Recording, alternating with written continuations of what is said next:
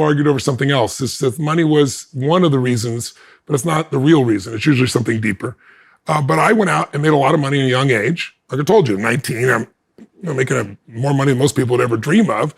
And I did it by doing something I believed in that was so valuable and people were willing to pay for it.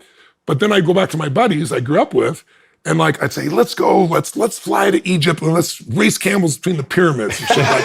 Did you really do that? You didn't really do that. Yes, I really no, did. you did not. You raced camels. It's not comfortable. You don't want to race camels. They're hard as hell in their ass. They're not good. They're really That's tough. an original bucket list. But the response I got was not your response. The response was, "Oh, easy for you. Now you have all this money." And I'm a love bug, right? So what I really want is love, and so. I know I can see it now what happened. It's like, I was like, I'm not about money. I said, I'll pay for it. Yeah, you'll pay for it.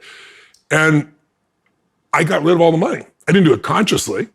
I just started sabotaging myself because what I really wanted was joy and love and friendship. I want everybody to have a great time and have a great life. I wasn't about me, ego saying, I'm taking you to Egypt or some shit like that. That wasn't what I was about. But it was so harsh and I felt so judged.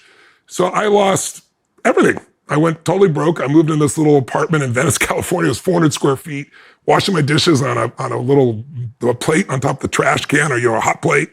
Washing the dishes, cooking there, washing the dishes in the bathtub, literally. And then I never did drugs because people in my life when I was a kid did drugs were really intensely abusive physically. And I experienced that. So I never did that, but I used food like a drug. And I would just sit there and eat and eat and eat. And I used to make fun of people who used to sit and watch TV. And I'd be sitting watching Luke and Laura on General Hospital, this stupid thing here. And then I hit this time where I hit a threshold. I lost everything. I was so broke. I remember the day I was driving home. I've shared people's story before.